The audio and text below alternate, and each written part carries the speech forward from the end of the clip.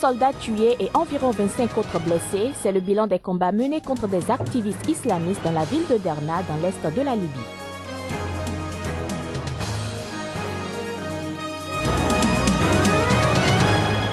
Au Nigeria, l'armée tchadienne a déclenché mardi une offensive terrestre contre Boko Haram. La ville de Gambourou a été arrachée des mains des islamistes.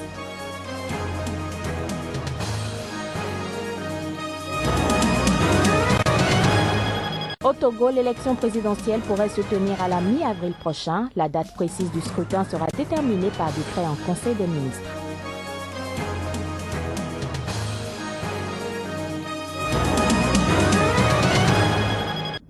Bonjour à tous et bienvenue à cette nouvelle édition sur Sika TV.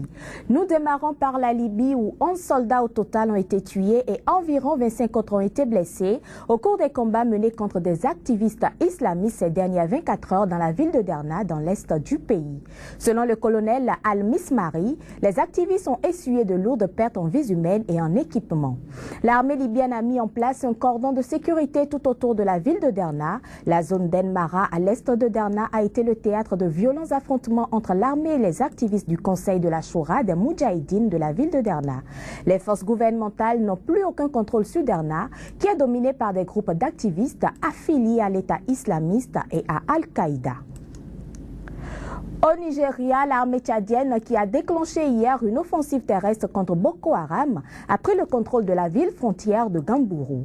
Les blindés et les fantassins tchadiens ont franchi le pont séparant la ville camerounaise de Fotokol de la ville frontalière nigériane de Gambourou après d'importants bombardements aériens. Les images. C'est la première fois que les troupes tchadiennes qui se sont déployées mi-janvier au Cameroun avec la volonté d'en découdre avec Boko Haram pénètrent sur le sol du Nigeria, dont l'armée est très critiquée pour son inefficacité dans la lutte contre le groupe islamiste. D'autres forces tchadiennes se sont massées à la frontière entre le Niger et le Nigeria, à proximité immédiate de bastions de Boko Haram. Un contingent d'environ 400 véhicules et des chars est positionné de Mamori à Bosso, deux bourgades de l'Est nigérien qui ne sont séparés du Nigeria que par une rivière. La Kamodougou-Yobe a annoncé la radio privée Amfani, basée à Difa, au sud du Niger. L'armée tchadienne qui avait pilonné pendant 3 jours cette ville stratégique de Gambourou, tombée aux mains des islamistes il y a plusieurs mois, a franchi depuis la localité camerounaise de Fotokol le pont menant à Gambourou au terme de violents combats. On ne peut pas estimer puisque la force en elle-même n'est pas installée là, mais ils viennent en surnombre. Parce que la fois dernière, on les comptait à plus de 300 personnes et ils viennent comme ça là et après leur forfait, ils y vont. La France soutient ces mouvements avec des missions de reconnaissance au-dessus du Tchad et du Cameroun. C'est ce qu'ont indiqué des sources officielles françaises, précisant que du renseignement était délivré à ces pays largement impliqués dans la lutte contre Boko Haram. En bref et en images, l'élection présidentielle pourrait se tenir à la mi-avril 2015 au Togo. Selon une déclaration faite par le ministre de l'administration territoriale togolais, la date précise du scrutin sera déterminée par décret en Conseil des ministres et sur proposition de la Commission électorale nationale indépendante. Rappelons que la Cour constitutionnelle avait provoqué des réactions outragées de l'opposition lundi dernier après avoir annoncé que l'élection présidentielle doit être ouverte 115 jours au plus tôt et 60 jours au plus tard, avant la fin du mandat présidentiel en cours prévu pour le 3 mai prochain. L'opposition, comme la majorité des médias, y avait lu une date limite du scrutin fixée au 5 mars. Du Togo, rendons-nous en Centrafrique où plusieurs milliers d'écoliers ont crié mardi hier leur ras-le-bol dans les rues de Bangui. Ces élèves ont bloqué la circulation dans le centre de la capitale centrafricaine pour exiger du gouvernement le droit à l'éducation en raison de la grève des enseignants. Plus de précisions à travers ce reportage. Ils en ont marre d'être privés des cours et ils l'expriment haut et fort. Les écoliers de Bangui étaient dans les rues mardi à l'appel de l'Union scolaire de Centrafrique. Bloquant toutes les artères débouchant sur le monument des martyrs, ces écoliers ont réclamé la reprise des cours. Ce sont les élèves des différents établissements de Bangui qui sont là pour réclamer leur droit à l'éducation. Parce que depuis plus d'1 semaine, les enseignants sont en grève et le gouvernement ne fait absolument rien pour se mettre en table avec les enseignants. Nous sommes là pour réclamer le droit à l'éducation. Les manifestants appellent par ailleurs le gouvernement centrafricain à renouer le dialogue avec les enseignants. Il faut que le gouvernement et les enseignants se mettent sur une table, discuter et puis revenir nous enseigner. Parce qu'on a trop souffert l'année passée, l'éducation a été perturbée par les différentes crises. Et cette année aussi. Depuis le début de l'année scolaire 2014-2015, seules quelques écoles de Bangui ont repris les cours. Face à la grave crise sécuritaire que connaît la ville, de nombreux professeurs et instituteurs ont fui sans regagner leur poste. Au Zimbabwe, la situation des sinistrés des dernières inondations inquiète Human Rights Watch. Aussi bien leurs conditions de vie que celles de leur réinstallation laissent à désirer. Human Rights Watch sonne l'alerte. Reportage. Un État sans égard pour les plus faibles, les plus pauvres de la société et n'ayant Dieu que pour ses propres intérêts.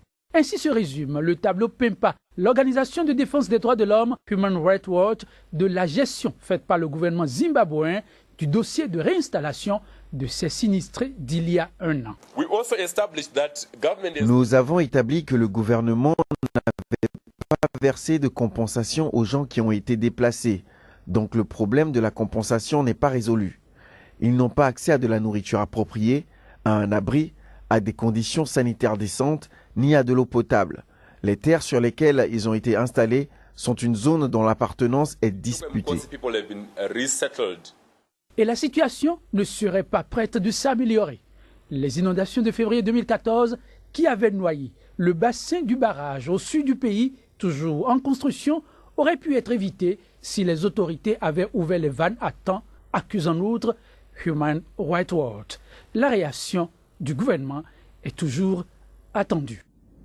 On le craignait, mais la question est désormais sans équivoque. Le président du Zimbabwe, Robert Mugabe, pourra se rendre sur les territoires de l'Union européenne malgré les sanctions qui le lui interdisent. Ceci, bien entendu, s'il voyage pour représenter l'Union africaine dont il vient de prendre la présidence. L'annonce a été faite hier par une porte-parole de l'Union européenne. Les détails. Il était visé par une interdiction de voyager, mais sa nouvelle qualité de président en exercice de l'Union africaine vient changer la donne. Robert Mugabe, dont le nom figure sur une liste noire de personnalités interdites de visa pour l'Union européenne, avoir son gelé en Europe pourrait, au cours de son mandat, effectuer des missions sur le continent européen. Monsieur Mugabe est visé par une interdiction de voyager, mais cette interdiction sera levée quand il se déplacera en sa qualité de président de l'Union africaine. Depuis 2013, l'Union européenne avait commencé à normaliser ses relations avec le Zimbabwe, levant la plupart des sanctions imposées à ce pays depuis 2002 pour protester contre la violence politique et les atteintes aux droits de l'homme dont elle accusait le régime de Mugabe. L'interdiction de voyager était cependant maintenue et restait aussi valable pour la première dame du Zimbabwe, Grace Mugabe, qui ne semble pas concernée par cette mesure due au nouveau titre de son époux. Cela s'applique à M. Mugabe lorsqu'il effectue des missions internationales en sa qualité de président de l'Union africaine.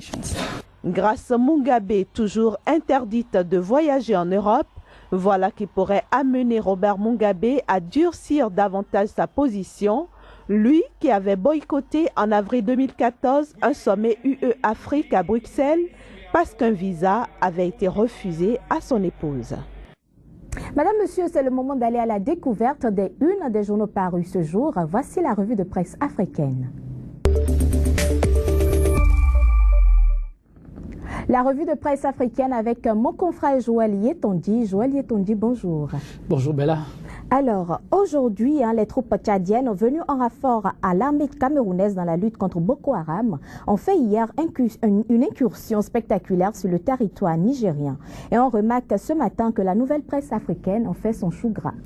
Et oui, ils avaient annoncé les couleurs. Les troupes tchadiennes ne sont pas allées en villégiature. Aujourd'hui, au Faso, l'armée tchadienne est entrée au Nigeria. Aussitôt entrée, des actions d'éclat ont suivi. Africa, l'armée tchadienne prend le contrôle de Gambourou.